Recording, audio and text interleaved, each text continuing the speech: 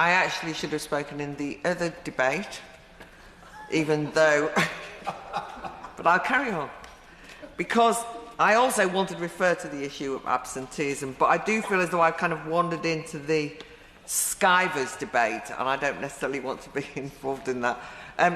Because I am not worried that sick pay will create a nation of skivers, or everybody kind of phoning up saying I'm off sick. But I am confused, and maybe the Minister can help me here, about what seems to me to be a conflict in government priorities in relation to our attitude to work and, in a way, our attitude to sickness. There does seem to be some tension between the discussion around reforming the welfare system and PIPs, for example, and the concerns raised about in that debate about ever greater numbers claiming disability benefits, especially for mental illness. And I actually thought that the questions asked by Wes Streeting, the Health Secretary, quoting experts and evidence in terms of a problem of overdiagnosis, of encouraging a culture in working-age adults, especially young people, feel themselves to be incapacitated and dependent on the state in a demoralising way, in such a way that they are written off, is actually a very mature way to look at that discussion. I thought that it was something we should consider. In relation to our discussion, I think we have to acknowledge as well a phenomena that we discuss quite a lot actually in the mental health bill, of being unwell, particularly being mentally unwell, has now become integral to many people's identities. And the figures that were given in the earlier debate where I was meant to speak, which was when Baroness Cash made the point about, and other people made the point about, such huge numbers of people who are now off from work or in terms of disability due to mental ill health, would indicate not that there's an increase in mental ill health, but there is an increase in a new cultural phenomenon of people feeling that they are not able to cope in some capacity. Now, the reason why I raise this in relation to this bill is I think that the government are having a mature and interesting discussion on welfare over there, but I can't see that this doesn't conflict with the statutory sick pay provisions and the debate that we've had in relation to this bill.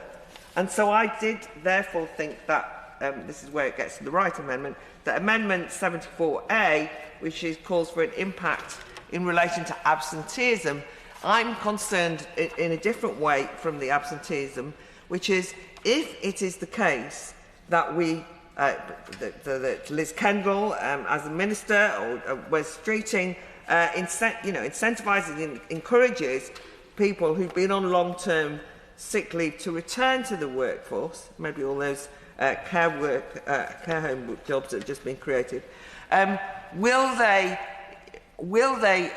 willingly do that, or will they take advantage of this new flexible sick pay from day one? I'd like to know whether that would be likely to happen.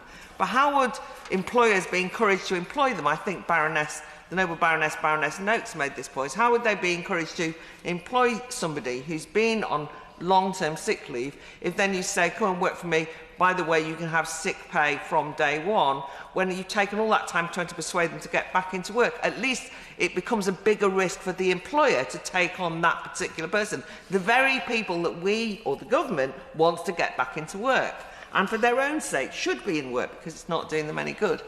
Just to finish on this, I think we just need to be honest in this discussion that having time off sick at the moment is, something that was so hard fought for all those years to get sick pay.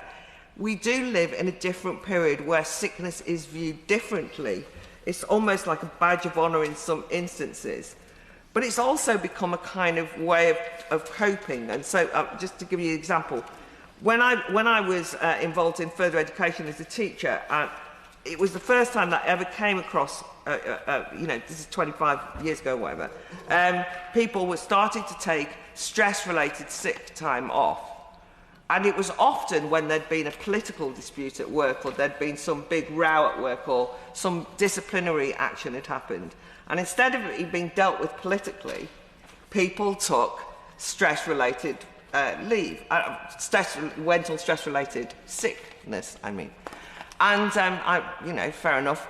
That was fine when it was one or two people. At one point, in a further education department of humanities, a third of the staff were off on stress-related pay. It was, as you can imagine, there was a dysfunctional department, right? So I agreed with the minister, when the noble lady, when she said earlier, you know, we're hoping that a happier workplace is going to have less stress. I get that point. But I genuinely think that something else is going on, which is that I do think that sickness has become a way that people express their problems in a range of ways, and people lose the habit of work. And my concern is that what's happening with this bill, particularly in relation to some of the less flexible ways that it's being dealt with, and sick pay in this instance, is that actually we incentivise those regressive ways that people are retreating from the workplace.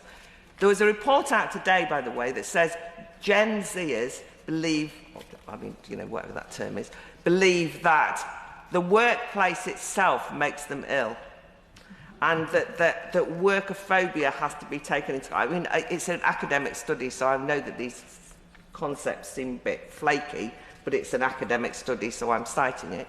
And that what needs to be considered is that's why young people should be treated with leniency about not going into the workplace, because they themselves find going into the workplace and interacting far too stressful.